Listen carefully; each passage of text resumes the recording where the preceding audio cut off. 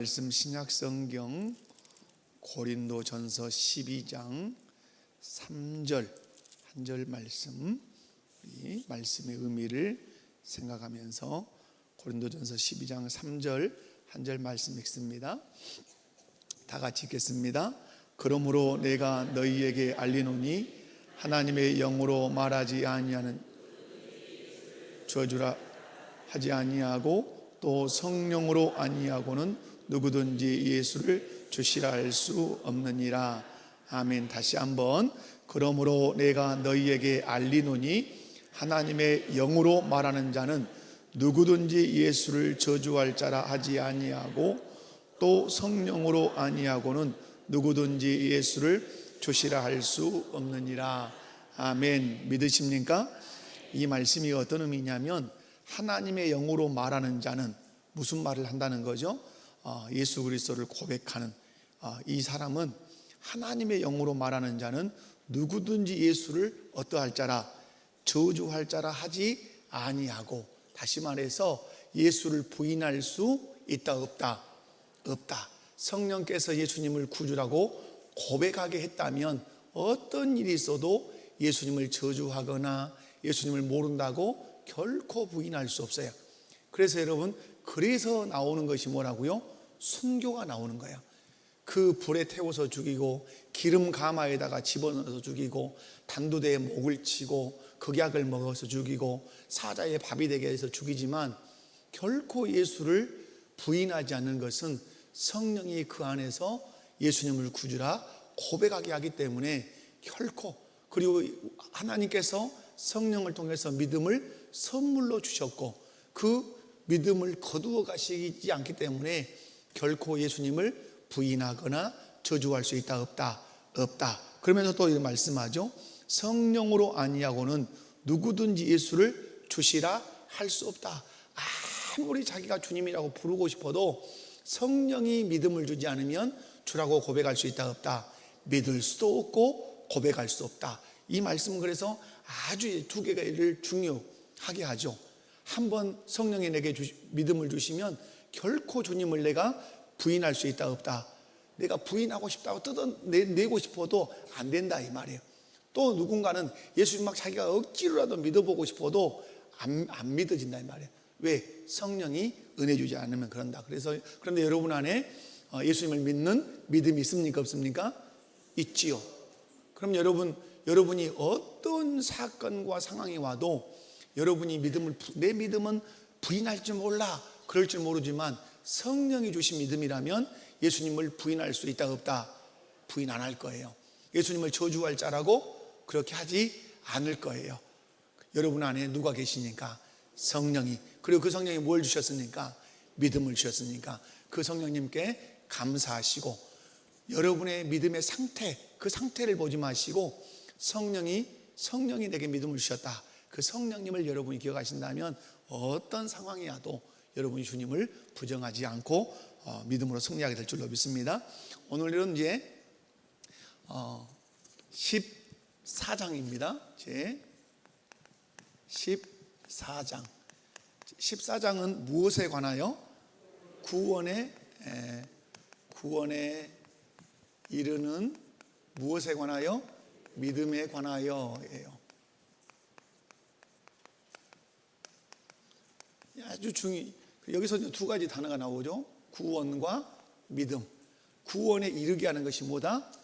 우리에게 주신 믿음이다. 그러므로 믿음이 무엇인가 아는 것은 우리 신앙생활에 매우 중요하다는 사실 여러분 기억하셔야 돼요. 자, 그래서 오늘 예수님들 신앙고백서 14장 1항인데요. 구원에 이르는 믿음에 관하여. 자, 1항 읽습니다. 시작. 택함을 받은 자들이 그들의 영혼의 구원에 이르도록 믿을 수 있게 된 믿음의 은혜는 그들의 마음속에 계시는 그리스도의 영의 역사이니 통상으로 말씀의 사역에 의해 공작된다. 또한 말씀의 사역과 성례의 시행과 기도에 의해 신앙은 자라고 강화된다. 아멘. 조금 문장이 어렵고 좀 안 맞는 것 같지만 제가 이걸 굳이 이렇게 가지고 나온 것은 우리 총회 헌법에 이 예수님의 신앙고백서가 들어있는데 이대로 들어있기 때문에 제가 조금 더 깔끔하게 쉽게 번역된 것이 있어도 이것을 가지고 나왔다, 이렇게 말씀을 다시 한번 드립니다. 자, 여기서 오늘 이제 설명을 간단하게 해볼게요. 어떤 사람이 있습니까? 보면 오늘 말씀에 보면, 고백에 보면 어떤 자가 있다? 택함을 받은 자가 있다고 말씀해요. 택함을 받은 자가 있다. 그런데 이 사람의 영혼이 어디에 이르도록? 영혼이 구원에 이르도록, 구원에 이르도록 어떠한다? 믿을 수 있게 된 믿음의 은혜. 한마디로 얘기하면 믿음의 은혜가 있다, 이 말이에요. 자, 믿음의 은혜. 자, 여기 요 한 단어가 아주 중요하죠. 믿음은 믿음의 은혜라고 했지만 믿음은 무엇이라는 얘기죠? 은혜로. 믿음은 은혜로 주어진단 말이에요. 그런데 그 은혜로 준 믿음이 우리를 어디에 이르게 한다고요? 우리의 영혼이 구원에 이르게 해요. 그러나 물론 영혼만 구원에 이르는 것이 아니라 훗날에 우리의 무엇까지? 우리의 육신까지 구원에 이르러요. 여러분 꼭 놓치시면 안 돼요. 제가 가만히 이제 성도들의 어떤 신앙 고백을 들어보면 영혼만 천국에 가는 것처럼 조금 살짝 놓치는 경우가 있어요. 지금 예수님 재림하시기 전에 죽으면 우리의 영혼이 어디로 가고? 천국으로 가고, 예수님이 재림하시면 천국에 있던 영혼이 와요. 어디로 오죠? 우리가 예수님 재림하실 때 천군 천사장이 나팔을 크게 불면 이 세상에서 땅의 진토로 돌아갔던 잠자는 자들의 육신이 어떻게 돼요? 호련히 살아나죠. 신령한 몸으로 살아나죠. 죽지 아니할 몸으로 살아나죠. 썩지 아니할 몸으로 살아나죠. 살아난단 말이에요. 근데 그 몸이 살아나지만 뭐가 없어요? 영혼이 없어요. 그 영혼은 어디가 있어요? 천국에 있어요. 그 영혼이 들어와서 그 몸으로 들어와요. 그러면 살아있는 육체와 영혼이 되는 거예요. 그래서 천국으로 들어가서 영생 복락을 누린다. 그래서 우리 예루살렘 신앙 고백서에서 영혼이 구원에 이른다 하지만 포함하고 있다고 기억하셔야 돼요. 무엇을 포함하고 있다? 마지막 날에 육신의 구원도 포함하고 있다. 영혼만 자꾸 구원받는다고 생각하면 우리 육신을 가볍게, 여러분 육신을 가볍게 여기면 안 돼요. 육신은 성령이 거하시는 뭐예요? 그렇죠? 육신은 성령이 거하시는 성전이에요. 성전이다, 이 말이에요. 그러니까 여러분 어떤 기도원을 가거나 이렇게 보면 이 썩을 육신 아껴서 뭐하냐? 물론 열심히 헌신하자, 이 말은 맞지만 이 썩을 육신이 전혀 필요가 없는 것처럼 말하는 것은 신앙적으로 맞다 안 맞다? 맞지 않습니다. 우리 몸도 잘 관리하셔야 돼요. 아멘이십니까? 그래서 이렇게 믿음을 은혜로 주셔서 영혼이 구원에 이르도록 한데 그 사람이 누구다? 택함을 받은 자다. 언제 택함을 받죠? 영원 전, 창세 전에 택함을 받죠. 창세 전에. 어떻게 택하시죠? 하나님께서 택함의 근거.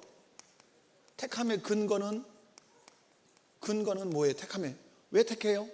왜 여러분을 택하셨죠? 하나님이 은혜로 택하지만 더 쉽게 얘기하면 하나님의 무엇으로? 주권. 그래서 이 은혜를 어떤 은혜라 그러죠? 주권적 은혜라 그러죠. 어떤 은혜? 하나님의 주권적인 은혜예요.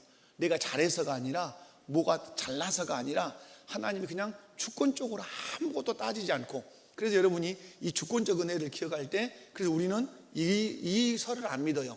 예지, 예정, 이 설을 믿는다, 믿지 않는다. 예지라는 말은 뭐예요? 예지, 알고 예정했다, 이 말이에요. 이건 우리가 믿는다, 믿지 않는다? 믿지 않아요. 우리는 예지를 믿어요. 예지. 예정하시고 하셨다, 이 말이에요. 그죠? 그래서 다 알고 저놈은 안 믿을 거니까 안 택하고 저거 믿을 거니까 택하고 이런 게 아니란 말이에요. 그냥 택하셨다, 이 말이에요. 아셨죠? 자, 그래서 예지. 자, 이제 학습 문제로 가겠습니다. 제가 이제 문제를 여러분이 조금 더 편하게 해드리려고 예를 썼어요. 그래서 여러분 질문이 있고 그 질문의 답을 어디서 찾아왔어요? 신앙 고백에서 찾아왔어요. 그리고 제가 좀 설명할 것이고, 그 다음에 성경적인 근거, 가장 중요한 것이 뭐예요?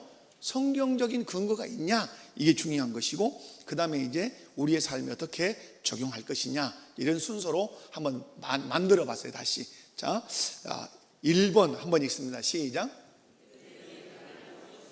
자, 믿음의 은혜란 무엇인가? 제가 말씀드렸죠. 방금은 믿음은 무엇이다?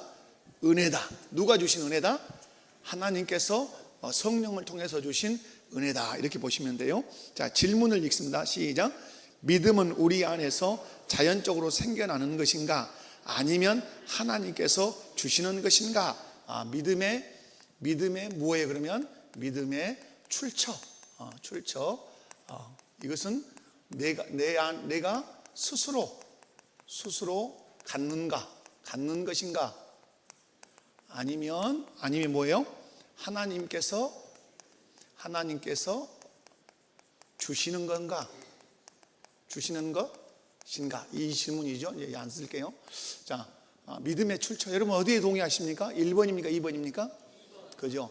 믿음은 하나님께서 주시는 것. 주시되 뭘로 주신다? 이것을 에베소서 말씀에 의하면 뭘로? 선물로 주셨다. 이렇게 이제 말씀해요. 자, 그러면 믿음은 우리 안에서 자연적으로 생겨나는가? 아니면 하나님께 주시는 것인가? 오늘 웨스턴더 신앙 고백서 14장 1항은 어떻게 우리에게 함께 고백하자고 하는지 고백을 읽어봅니다. 시작. 택함을 받은 자들이 그들의 영혼의 구원에 이르도록 믿을 수 있게 된 믿음의 은혜는 그들의 마음속에 계시는 그리스도의 영의 역사이니. 아멘. 무슨 말이에요? 우리가 예수님을 믿게 되는 것은 우리 안에 어떤 능력이나 어떤 결단 때문에 되는 것이 아니라 오직 하나님의 무엇이며 하나님의 은혜이며 또 누구의 역사다? 아주 여러분이 교리서를 읽을 때는 교리를 읽거나 교리서를 읽을 때는 그냥 읽으면 안 돼요. 그 문장에 다 순서가 있고 의미가 있어요. 아무렇게나 이렇게 해놓은 게 아니에요. 말 나오니까 말 나온 대로 쓴 것이 아니라 문장에도 이 문장을 앞에 놓고 이 문장을 뒤에 나와야 돼. 이런 배열을 아주 우리 믿음의 선배들이 했어요. 자, 제가 왜 이 얘기를 하냐면, 자, 예수님을 믿게 되는 것은 우리 안에 어떤 능력이나 결단 때문에 되는 것이 아니라 뭐라고요? 하나님의 은혜예요. 하나님의 은혜이며 그 다음에 나오는 것이 뭐냐면 은혜이며 누구의 역사다? 성령님의 역사다. 자, 누구의 역사다? 성령님의 역사다. 이렇게 나와요. 여러분, 성령님의 역사가 앞설 것 같지만 우리 믿음의 선배들은 이렇게 썼어요. 앞에다가 하나님의 은혜이며 누구의 역사다? 성령님의 역사다. 뭐예요? 은혜가 앞서고 뭐가 뒤따른다? 성령님의 역사가 뒤따라요. 은혜를 베푸시고 그 은혜에 근거해서 성령님이 역사하세요. 아멘이십니까? 성령님이 역사하시고 물론 한 덩어리지만은 이것을 조금 시간 순서로 나눈다면 어디가 앞선다고요? 은혜가 앞서고 일하심이 뒤따라온다. 이렇게 보시면 좋아요. 그리고 여기서 그리스도의 영은 누구를 말하죠? 성령님을 말하죠. 그래서 성령께서 이것도 이제 중요하죠.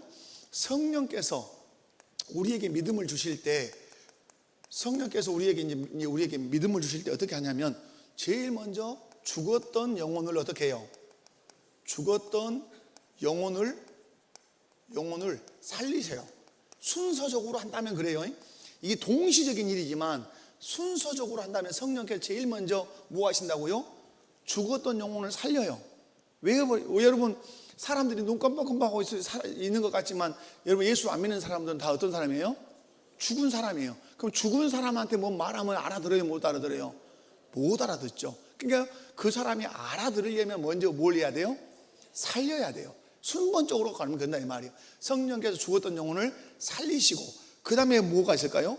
복음을 어떻게? 복음을 복음을 깨달을 수 있는 뭘 주시죠? 깨달을 수 있는 이때 뭘 줘요? 믿음을 줘요. 믿음을 주심. 그러니까 순번이 뭐예요? 죽었던 영혼을 살리시고 그리고 복음을 여기서 듣게 하시죠. 복음을 듣게 하셔. 뭘 듣게 하신다고요? 복음을 듣게 하세요. 복음을. 그러면 복음을 듣게 하시고 복음을 들을 때 그 복음을 깨달을 수 있는 뭘 주신다고요? 깨닫고 믿는 이것은 깨닫는다는 것은 깨닫고 믿는다까지 포함하는 거예요. 자, 복음을 듣게 하시고 복음을 듣고 깨닫고 믿게 하시는 뭘 주신다고요? 믿음을 주신다. 그런데 이 믿음은 누구에게 주신다? 택한 자에게 주신다. 아멘. 그래서 여러분 이거 설명을 잘 들으시면 좋아요. 하나님의 은혜요, 믿음을 주시는 것은. 그런데 누구의 역사로? 성령님의 역사로. 그 성령께서 죽었던 영혼을 살리시고 어떻게? 복음을 듣게 하심으로 살려요. 그리고 듣게 하신 그 복음을 어떻게? 믿게 하세요. 그 믿음을 누구에게만 주신다? 택한 자에게 주신다. 그래서 택한 자에게만 주시니까, 모두에게 다 준다면 일반적이라고 말할 수 있지만 택한 자에게 다 주시니까 이 은혜를 어떤 은혜라 그런다? 특별한 은혜라 그래요. 그래서 저와 여러분은 어떤 은혜를 받은 사람이에요? 특별한 은혜를 받은 사람이에요. 아멘이십니까? 자, 옆에 분들 보시고 한번 인사해 봐요. 우리는 특별한 은혜를 받은 사람들입니다. 우리는 스스로 믿을 수 있어요, 없어요? 없어요. 우리 성령께서 나를 살려내지 않으면 나는 들을 수도 없어요. 그런데 살려주시고 복음 듣게 하시고 들은 그 복음을 깨닫게 하시고 깨달은 그 복음을 믿게 하시고. 그런데 누구니까? 내가 만세전에 택한 하나님의 백성이니까. 그래서 내게 어떤 은혜를 입혔다? 특별한 은혜를 입혔다. 그러면 이것이 이제 사실이냐, 성경에 그 근거가 있냐? 한번 요한복음 3장 5절에서 6절을 함께 읽어보도록 합니다. 시작.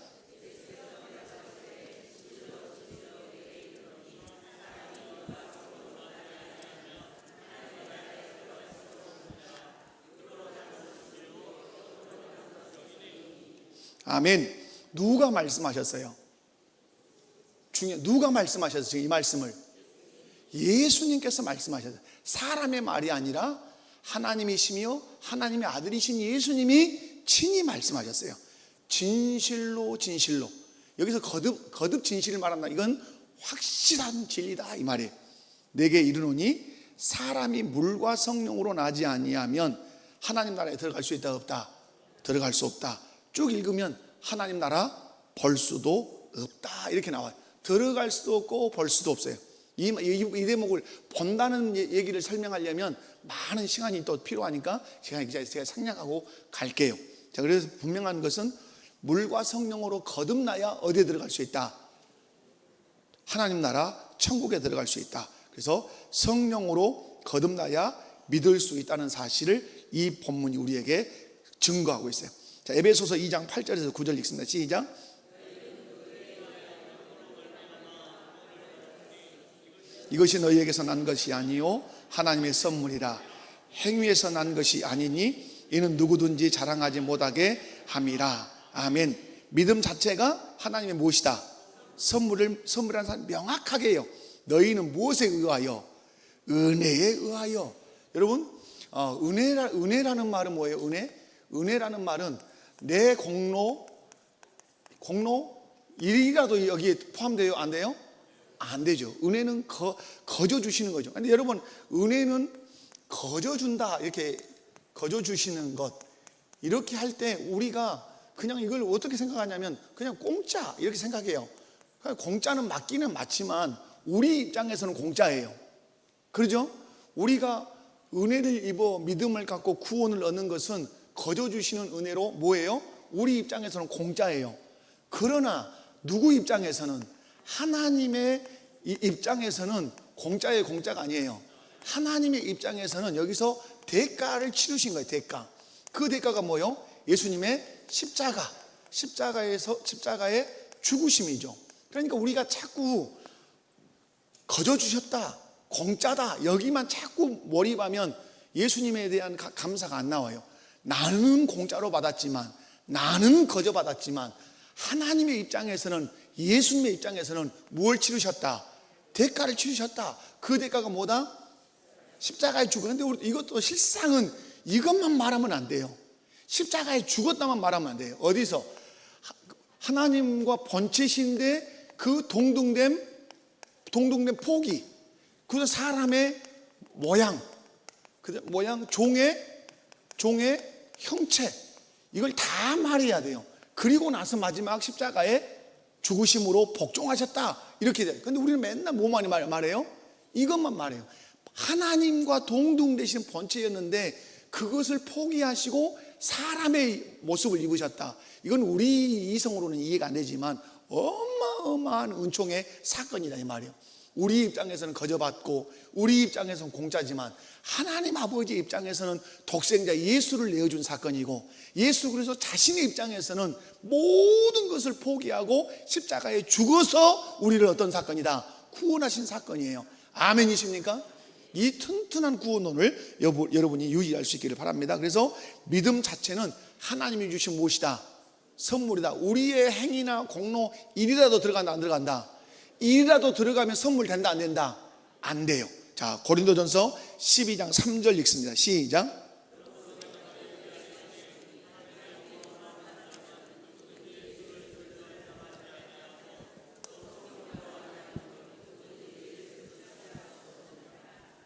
아까 제가 말씀드렸죠. 성령의 역사 없이는 예수를 주로 고백할 수 있다 없다? 없다. 그리고 성령의 역사로 예수를 믿으면 예수를 부인할 수 있다 없다? 없어요. 그러니까 여러분 우리는 자꾸 아이고 나 천국 갈 수 있을란가 모르겠어요, 이런 생각이 들어요 안 들어요? 언제 들어요? 내가 정말 구원 받았을까? 천국 갈 수 있을까? 내 꼬라지가 이런 생각이 들 때가 있어요 없어요? 들 때가 있을 수 있어요. 그러나 성경적인 원리로 보면 예수 그리스도를 구주로 분명히 믿었다면, 그리고 예수님을 구주로 고백하고 있다면, 그리고 예수님 말씀에 순종하기를 기뻐한다면, 예수님 말씀에 순종하지 못하면 내 마음이 아프고 죄스러운 마음이 있다면, 여러분 분명히 여러분이 성령을 통해서 뭘 받은 사람이다? 믿음을 받았고 그 믿음으로 뭘 받았다? 구원을 받았다. 그러면 여러분 어디에 흔들리면 안 되냐면 여러분의 감정에 흔들리면 안 돼요. 우리의 믿음은 우리의 감정과 상관이 있다 없다? 없어요. 여러분 사형리 같은 거 이렇게 보면 기관차에 머리가 있고 뒤에 객차가 있어요. 객차는 뭐예요? 우리의 감정이에요. 감정이 꼭 우리 믿음을 끌고 가는 것 같아요. 그러나 우리의 감정과 전혀 상관없이 앞에 머리인 기관차가 내 걸 끌고 간다. 그 기관차가 뭐예요? 믿음이죠. 믿음. 누구를 믿는 믿음? 예수님을 믿는 믿음. 근데 그 믿음을 누가 주셨어요? 내가 가졌어요? 내가 가졌다면 내가 버릴 수 있어요. 아멘. 내가 가졌다면, 내가 취했다면 버릴 수도 있어요. 그러나 여러분이 여러분의 믿음을 가진 것도 아니고 취한 것도 아니라 우리 성령께서 내게 절대 불가항력적으로 내게 주신, 불가항력적이라는 말은 거부할 수 없는 힘과 능력으로 내게 믿음을 주신 거예요. 하나님이 성령을 통해서 주신 믿음이라면 하나님이 걷어가기 전에는 내 스스로도 걷어낼 수 없어요. 아멘. 그러니까 여러분이 여러분의 감정에 치우치지 마라 이 말이에요. 감정을 내가 연약해서 넘어질 수는 있어요. 그 꼴을 보면 꼭 구원을 못 받은 사람같이 느껴질 수 있으나 그때 여러분이 기억하셔야 될 것, 하나님께서 성령을 통해서 내게 믿음을 주셨다. 그 믿음이 누구 안에 있다? 내 안에 있다. 그 믿음을 주신 하나님을 기억하시고 그 믿음을 주신 하나님의 뜻대로 살겠다고 도움을 청하고 또 은혜를 구하는 여러분이 꼭 되시기 바라요. 오늘 고린도전서 12장 3절은 두 가지를 함께 말해요. 성령으로 구원을 받은 사람은 예수님을 저주할 수 없다. 성령으로 아니고는 예수님을 구주라고 고백할 수 없다. 구원의 확실성을 아주 못 받고 있다. 자, 적용 한번 읽어보면 시작. 내가 예수님을 믿고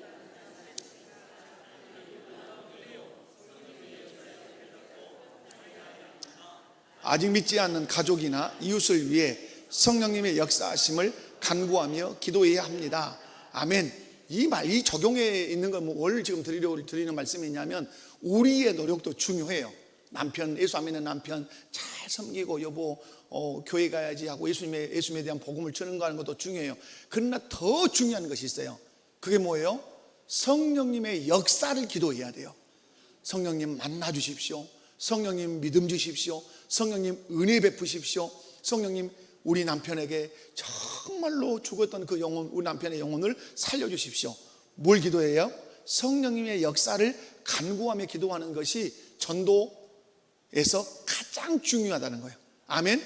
내 힘으로 가능하다 불가능하다. 내 힘으로 불가능하고 누구의 힘으로만 가능하니까 성령의 역사로, 그러면서 복음 전하고 그러면서 섬기는 거예요. 내가 예수님을 믿고 있다는 사실 자체가 놀라운 하나님의 뭐다? 은혜예요. 또 누구의 역사예요? 성령님의 역사예요. 그러므로 내가 예수 믿고 있다면 뭐 해야 돼요? 감사해야 돼요. 제가 주일날 죄송한 말씀이지만 제가 주일날 감사헌금을 했어요. 감사헌금을 했는데 감사헌금 우리 이제 재정부는 보셨겠지만은 감사헌금 그 제목에다 어떻게 쓴 줄 알아요? 그냥 다 앉아 있는데 그냥 감사하고 싶은 거예요. 하나님께 뭐 하고 싶어요? 그냥 감사하고 싶어. 감사헌금을 드리고 싶은 거예요. 그래서 그렇게 썼어요. 하나님 그냥 감사하고 싶어요.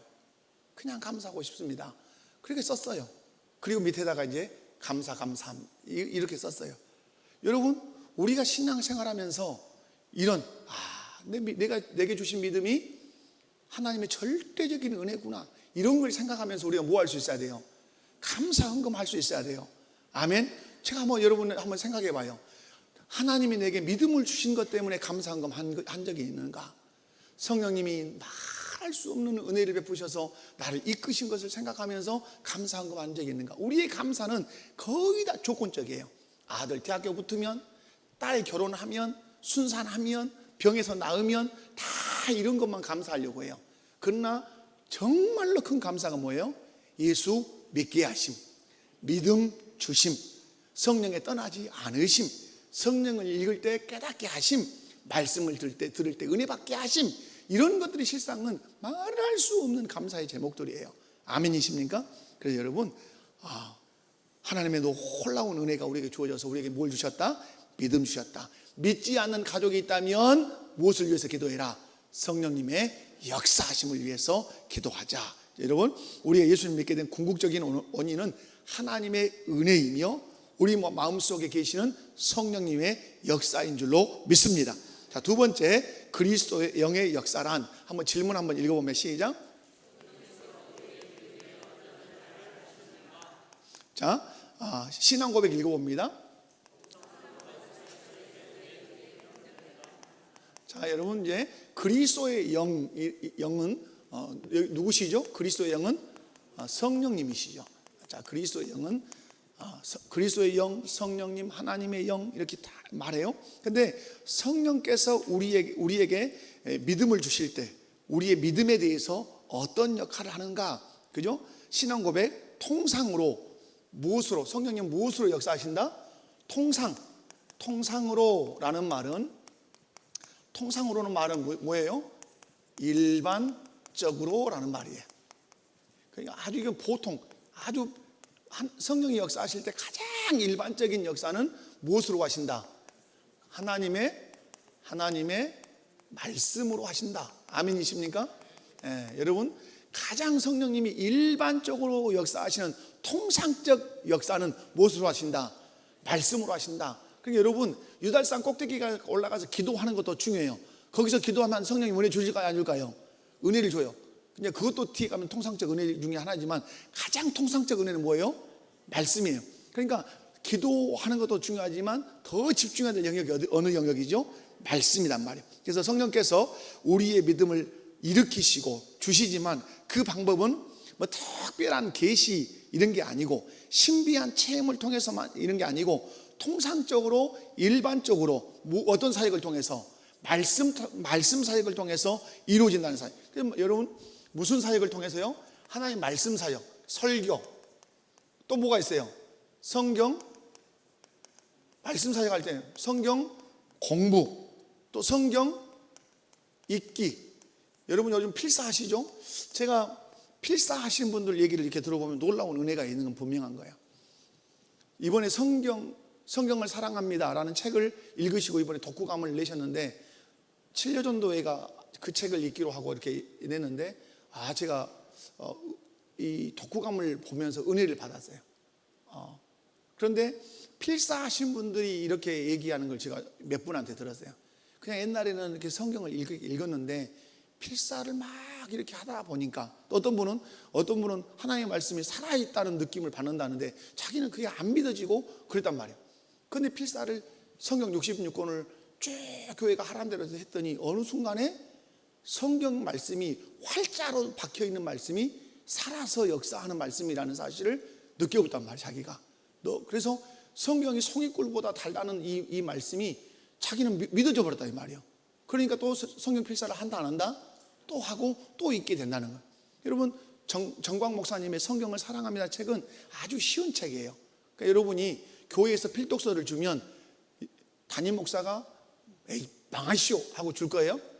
여기에서 뭘 받아라? 은혜 받아라. 여러분 책 한번 사서 읽어보세요. 성경을 사랑합니다. 동시에 제가 저는 아직 안 읽었어요. 제 아내가 읽고 있고 또 저희 딸의 교회에서 필독서로 소개해서 의진이가 집에 왔는데 니네 교회는 요즘 뭐 하냐 그랬더니 필독서 2권을 읽으라 그래요. 뭘 읽으냐 그랬더니 우리 교회는 기도합니다라는 책, 정확한 건 몰라요. 정확한 것 같아요. 우리 교회는 기도합니다라는 책하고 남자의 소명이라는 책을 읽어요. 그래서 책을 저한테 사주래요. 내 사주래 그랬더니 사주라 그래요. 그때 집에 있을 때.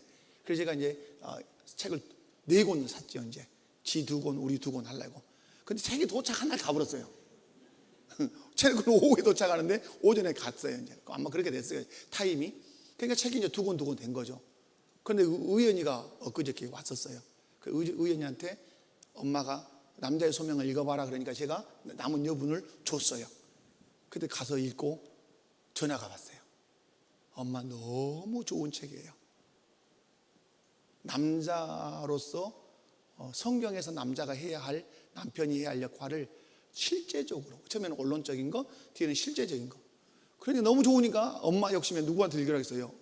어디 가버렸네 우리 아들은? 저 뒤에 있네요. 손들에 자기 저기 있다고. 사무엘한테 읽으라 했어요. 고3이에요.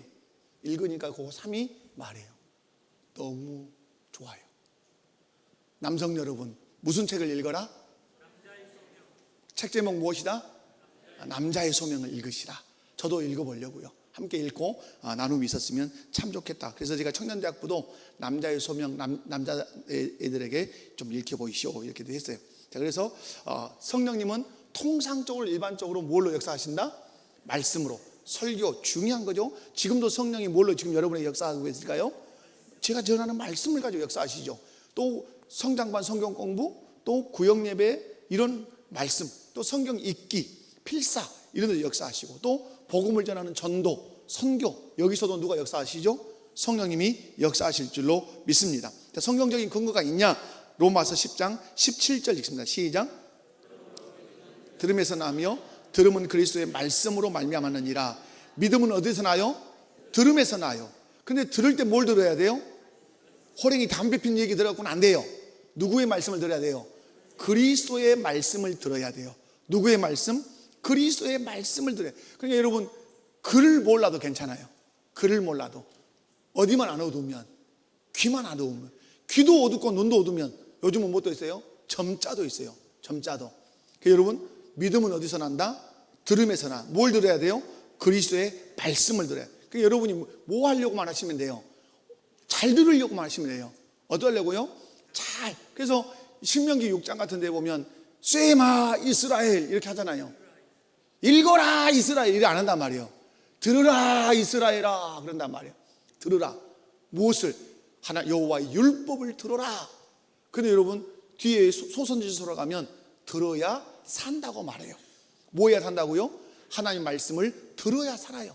들어야. 아멘이십니까? 자, 사도행전 16장 14절 읽습니다. 시작. 두아드리아시에 있는 자색 옷감 장사로서 하나님을 섬기는 루디아라 한 여자가 말을 듣고 있을 때 주께서 그 마음을 열어 바울의 말을 따르게 하신지라. 아멘. 지금 두아드리아시에 이 자색 옷감 장사로서 하나님을 섬기는 루디아라가 여자가 있어요. 지금 바울이 선교를 왔는데 지금 거처가 있어요, 없어요? 거처가 없어요. 근데 복음을 막 전하고 있어요. 복음을 전하는데 그 복음을 들었던 루디아의 마음이 훅 열린 거예요. 우리 눈에는 안 보이지만 여러분의 마음이 열릴 때 있어요, 없어요? 사람을 만나서 말을 해도 마음이 열릴 때가 있어요. 그리고 열리지 않을 때가 있어요. 근데 여러분 하나님의 말씀을 들을 때 마음이 열리니까 그 말씀을 받아들인 거예요. 그래서 이 여인이 이제 개척 멤버가 된 거죠. 그래서 이 여인의 집에서 이제 교회를 이루게 된 거죠. 그래서 바울의 말을 따라, 이 바울의 말이라는 것은 바울의 인간적인 말이 아니라 하나님의 말씀입니다. 그래서 루디아의 믿음이 바울의 말씀을 바울이 전하는 말씀을 들을 때 주께서 마음을 열어주심으로 그에게 믿음이 생겼다. 그래서 뭐가 중요하다? 말씀을 듣는 것이 중요하다. 적용을 읽어보면 시작. 경홀히 여기지 말고 겸손한 마음으로 말씀을 듣고 읽고 묵상해야 합니다. 교회에서 선포되는 말씀과 개인적인 성경 읽기 시간을 소중히 여겨야 합니다. 아멘. 그리고 복음을 전하는 것 귀히 여겨야 돼요. 제가 후회하는 것 중에 하나가 있어요. 제가 목회하면서 매일 성경을 내가 강조하지 않고 있는 것이 제가 개인적으로 많이 후회하고 있는 영역이에요. 제가 매일 성경으로 아침 새벽 기도를 할 때는 매일 성경 30권 40권 사다 놓으면 그 성도들이 이렇게 사가서 큐티를 했는데 매일 성경을 안 하니까 사가지도 않아. 그러니까 사무실 우리 박 권사님이 이제 안 사가니까 필요한 분들이 오기는 와. 그러니까 예수 말 가서 사십시오. 이렇게 된 거예요. 그리고 성경 산책을 할 때마다 주보에 광고 내서 교사들은 꼭 의무적으로 성경 산책을 꼭 들으십시오 라고 했는데 그런 광고도 안 하니까 성경 묵상을 안 해요. 그래서 다시 지금 어떤 작동을 하고 있냐면 지금 우리가 성장반 일기를 하고 있어요. 12분 정도 되는데 그분들에게 지금 매일 성경을 시켰어요. 그러면 2기도 생기면 매일 성경 할 거 아니에요. 그래서 점점 어떤 교회 성경을 묵상하는 교회가 되게 하려고. 왜? 성경 말씀이 은혜고 성경 말씀이 힘이고 성경 말씀이 생명인 줄로 믿습니다. 아멘. 자, 결론적으로 제가 한 부분 말씀을 드릴게요. 성령께서는 우리 믿음의 역사하실 때 통상적인 방법으로 무슨 사역을 통해서? 말씀 사역을 통해서 이루어 가신다. 성령께서 우리의 믿음을 주시고 또 말씀을 깨닫게 하시고 지속적으로 성장해. 믿음을 주시고 성장하게. 이 부분은 여러분, 자, 여러분 믿음은 좀 구분될 수 없지만 구분해서 설명이 가능해요. 자, 어떤 믿음이냐면 구원의 믿음을 하나 먼저 말해야 돼요. 무슨 믿음? 구원의 믿음. 그럼 또 어떤 믿음? 행하는 믿음. 같은 믿음인 것 같지만 좀 구분해서 설명한다면 믿음이 어떤 믿음? 구원의 믿음. 이건 누구 믿는 믿음이에요? 예수님을 믿는 믿음이죠. 믿는 거. 예수님을 믿는 믿음. 행하는 건 뭐죠? 행하는 믿음은 하나님의 뭘 믿는 믿음이에요? 하나님의 말씀을 믿는 거죠. 그래서 의인은 믿음으로 말미암아 살리라는 것은 두 가지를 함께 담고 있어요. 어떻게 의인 되죠? 예수님을 믿음으로 의인 돼요. 의인으로 사는 것도 뭘로 살아요? 믿음으로 살아요. 믿음으로. 여러분 모세가 하나님을 믿는 믿음이 있었어요. 그러나 그 믿음이 그냥 있는 게 아니라 그 행하는 믿음이 있어요. 어떻게? 홍해바다 위에 네 지팡이를 내밀어라, 반석을 쳐라, 이렇게 할 때 뭘로 하죠? 요 믿음이에요? 이 믿음이에요? 행하는 믿음이죠. 오늘 여러분 우리는 예수 그리스도를 구주로 믿는 그 믿음으로 구원 받았어요. 아멘. 그래서 오늘 우리가 기도해야 되는 믿음은 뭐예요? 행하는 믿음을 달라고 기도해요. 그래서 야고보서 말씀에 어떤 믿음? 행함이 있는 믿음이어야 살아있는 믿음이다. 그러니까 연결이 되어 있죠. 이 믿음이 살아있는 믿음이라는 사실을 어디서 증명한다? 행하는 믿음으로 증명하는 것이에요. 아멘이십니까? 여러분이 큰 믿음이다 할 때는 이거예요. 이거 큰 믿음이다. 믿음이 크다 할 때는 행함이 큰 거예요. 그냥 10,000원짜리 헌금 하나 안 돼도 막 덜덜덜덜덜.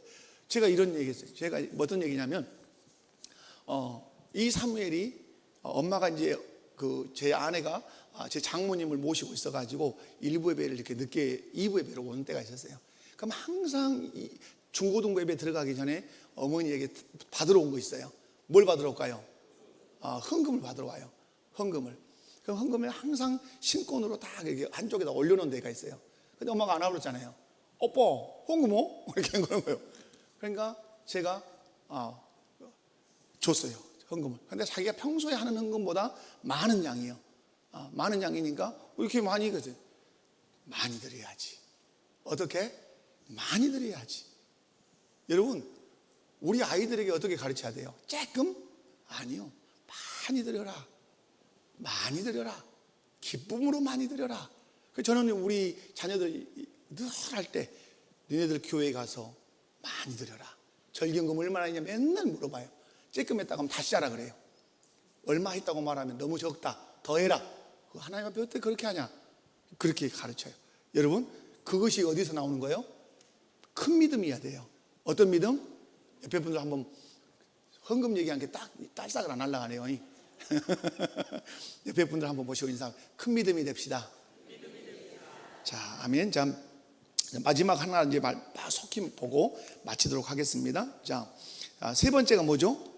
믿음 성장과 강화예요. 자, 여기는 앞에는 이 믿음이에요. 구원의 믿음. 지금 믿음 성장과 강화는 행하는 믿음 쪽이라는 사실을 제가 설명하고 싶어서 이 얘기를 꺼낸 거예요. 1. 질문 시작. 믿음의 성장과 강화는 어떻게 일어나는가? 믿음은 어떠해야 된다? 성장해야 되고, 성장만 하면 돼요? 그냥 여들여들하게 바람 보면 획 자빠지게 성장만 하면 돼요? 아니죠. 건강해야 돼. 성장도 하고 어떻게 돼요? 건강해야 돼. 그래서 성장과 강화는 어떻게 되나? 신앙 고백에서 어떻게 고백하는가? 시작. 또한 말씀의 사역과 성례의 시행과 기도에 의해 신앙은 자라고 강화된다. 아멘. 여러분의 믿음이 자라기를 바랍니다. 여러분의 믿음이 건강하기를 바랍니다. 그런데 여기서 말씀 사역 딱 줄치고 그 위에다 말자 앞에다가 동그라미 1, 성례의 시행 성자 위에다 동그라미 2, 기도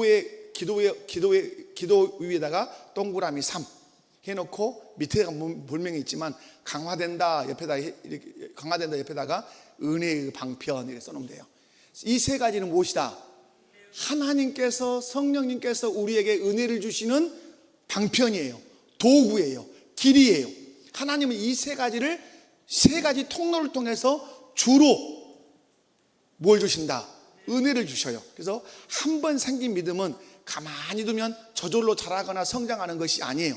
강해지는 것도 아니에요. 이 믿음은 계속해서 말씀을 먹여줘야 돼요. 믿음에다가. 그리고 성례, 세례와 성찬을 통해서 믿음이 계속해서 자라가야 돼요. 그리고 기도를 통해서도 강화돼야 돼요. 이것들은 하나님께서 우리의 믿음을 양육하고 굳건하게 하시는 믿음의 무엇이다? 방편들이다. 자, 믿음의 방편 세 가지 시작. 네, 말씀, 성례, 기도. 보통 이제 은혜 방편 두 가지라고도 말하거든요. 말씀과 성례다 이렇게 말하지만 말씀, 성례, 기도를 우리 S3에서 신앙 고백에서는 은혜의 방편 몇 가지? 세 가지를 한다. 자, 그러면 성경적 근거. 자, 말씀 사역. 베드로전서 2장 2절 읽습니다. 시작. 가난하게들 같이 순전하고 신령한 젖을 사모하라. 이는 그로 말미암아 너희로 구원에 이르도록 자라게 하려 함이라. 아멘. 말씀을 영적인 양식으로 비유하며 성장에 필요함을 여기서 뭐하고 있다? 강조하고 있다. 말씀을 먹어야 우리 신앙이 어떤다? 자라간다. 아멘. 그래서 말씀은 영의 양식이다. 디모데후서 3장 16절 17절 시작. 모든 성경은 하나님의 감동으로 된 것으로 교훈과 책망과 바르게 함과 의로 교육하기에 유익하니 이는 하나님의 사람으로 온전하게 하며 모든 선한 일을 행할 능력을 갖추게 하려 함이라. 말씀이 온전한 성장에 필수적이다 이 말이에요. 그게 뭐냐면 바르게 자라가게 하고 건강하게 자라가게 하는 것. 자, 그 다음에 말씀 사역이 있고 이제 두 번째 뭐예요? 성례. 성례는 몇 가지로 구성되어 있죠?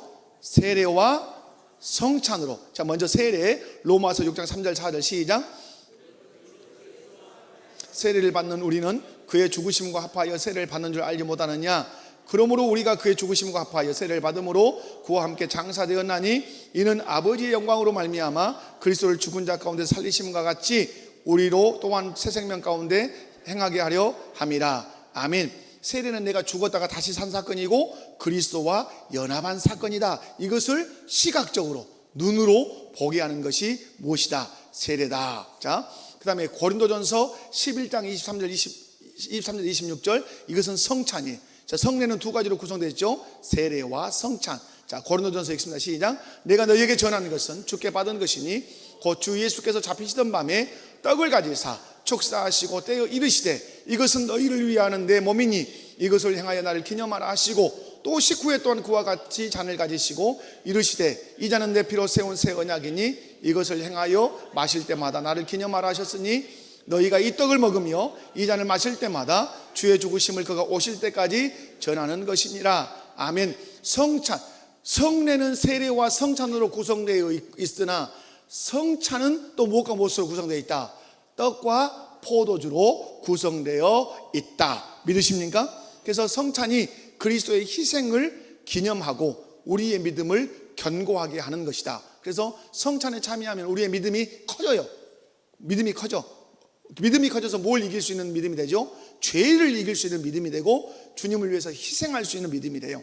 자, 은혜의 방편이 이제 두 가지 말했어요. 말씀, 성례. 세 번째가 뭐죠? 기도. 자, 기도도 은혜의 방편입니다. 유다서 1장 20절 시작. 너희는 너희의 지극히 거룩한 믿음 위에 자신을 세우며 성령으로 기도하며. 아멘. 무엇으로 기도하며? 성령으로. 기도를 통해 믿음이 건축된다 이 말이에요. 기도. 자, 빌립보서 4장 6절 7절 시작. 아무것도 염려하지 말고 다만 모든 일에 기도와 간구로 너희 구할 것을 감사함으로 하나님께 아뢰라. 그리하면 모든 지각에 뛰어난 하나님의 평강이 그리스도 예수 안에서 너희 마음과 생각을 지키시리라. 아멘. 제가 늘 말하죠. 염려는 인간이 할 수 있는 일이다. 인간이 해결할 수 있는 일이다. 없는 일이다. 너희 키를 한 자나 크게 할 수 있냐? 왜 키를 갖고 염려하냐? 왜 여러분 염려해요? 내 힘으로 안 되니까 염려한단 말이에요. 그래서 염려는 결국 뭐냐면 염려는 뭐다? 우리의 기도 제목에 여러분에게 염려거리가 있으면 염려함으로 끝나면 무의미한 거예요. 여러분의 마음을 더 상하게 해요. 염려거리는 뭘로 바꿔야 된다? 기도 제목으로 바꿔야 돼요. 어메 키 좀 컸으면 쓰겠는 거. 그러면 뭐 해야 돼요? 하나님 키 좀 크게 해주십시오라고 기도해야 돼요. 어메 돈이 없어서 죽겠어. 염려하면 여러분 우리 심령만 상해. 그러면 하나님 돈을 좀 주십시오 라고 기도해야 돼요. 자, 따라서 합시다. 염려거리는 기도거리다. 염려거리는 기도 제목이다. 염려는 누구 영역이냐면 하나님 영역이에요. 염려는 누구 영역? 하나님 영역이에요. 자, 적용을 읽습니다. 시작. 우리는 영적 성장을 위해 말씀을 규칙적으로 읽고 묵상하며 예배에 성실히 참여해야 합니다. 세례와 성찬에 대한 의미를 깊이 이해하고 참여하며 쉬지 않고 기도하는 삶을 살아야 합니다. 이 세 가지 은혜의 방편을 소홀히 여기지 마십시오. 자, 은혜의 방편 세 가지 시작. 말씀, 성례, 기도. 이 세 가지를 귀히 여기시기 바랍니다. 그래서 여러분 말씀을 정리하면 제가 오늘 짧게 하나 했는데 아내한테 오면서 그랬어요. 오늘 도저히 짧게 못하겠다. 짧게 한다고 약속을 하고 지난주에 했는데 여러분 성령께서 우리에게 구원에 이르는 믿음을 선물로 주십니다. 아멘. 그 믿음을 선물로 주실 때 우리에게 반드시 도구로 쓰는 것이 무엇이다? 통상적 방법은 말씀을 쓰신다. 아멘. 그 말씀으로 구원을 얻었으면 또한 그 믿음은 어떠해야 된다? 자라가야 된다. 자라갈 때도 하나님은 우리에게 은혜의 방편을 주시는데 몇 가지로 주신다? 세 가지로 주신다. 말씀, 성례, 기도를 통해서 우리의 믿음이 자라갈 뿐만 아니라 우리의 믿음이 어떠하도록 튼튼하도록 건강하도록 이 세 가지를 통해서 우리에게 믿음도 건강하게 하신다. 이것을 어떻게 여겨라? 귀히 여기시기 바랍니다. 자, 하나님 우리가 한번 교회 소식을 간단하게 말씀